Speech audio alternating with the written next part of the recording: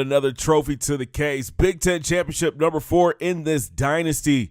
Welcome back to the .the Eye podcast. Make sure you guys go ahead and smash that thumbs up button and join the Dynasty fam and hit the subscribe button.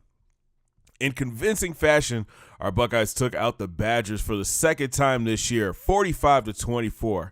DH7 had a tough day, finishing 15 of 23 for 220 yards and 2 touchdowns, but he threw 3 interceptions trying to force the ball into tight coverage. But the run game was dominant. Mike Weber carried the rock 23 times for 175 yards and 2 scores.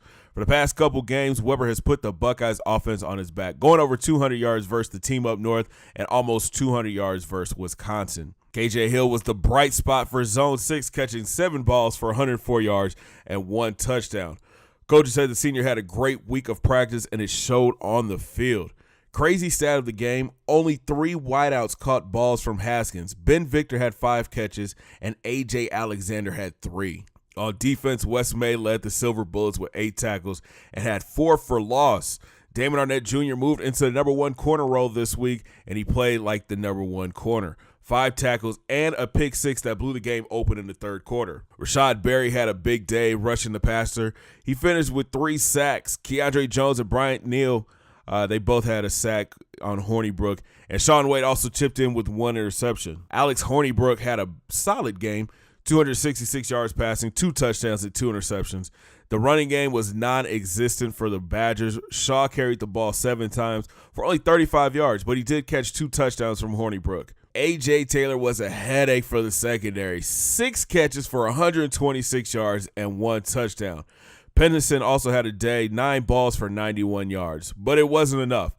The Buckeyes continue to show their dominance in the Big Ten, and rumors continue to swirl that a break from the Big Ten is coming soon for Ohio State unless some changes are made. So it's time to see who our Buckeyes will face in the national championship. It's a rematch from Season 1's national championship game versus the Clemson Tigers. It's been Miami and Ohio State 1-2 for most of the year, but a loss to Clemson in the ACC championship, Miami fell to number 3 in the BCS. Fresno State, who was ranked 3rd last week, also took an L to Utah State in overtime, and their loss cost them 11 spots in the polls, falling to number 14. So who are the Tigers this year? They're led by senior quarterback Kelly Bryant. He threw for 3,179 yards, 32 touchdowns, and 4 interceptions. He's also rushed for over 700 yards and 9 touchdowns. Speaking of rushing, Tavion Feaster is a monster, almost 1,200 yards rushing and 10 touchdowns. Walter Clayton is a great number 2, rushing for over 800 yards and scoring 4 times. Bryant has a solid receiving core led by DeAndre Overton and his 63 grabs for 947 yards and 8 touchdowns. TJ Chase is another dangerous weapon, 48 catches for 702 yards and 10 scores. Sophomore tight end Matt Jackson had a great year with 7 TD grabs. On defense, Shaq Smith is a terror, but this is a young defense. A lot of freshmen playing key roles. It should be interesting to see how the Buckeyes take advantage of their youth.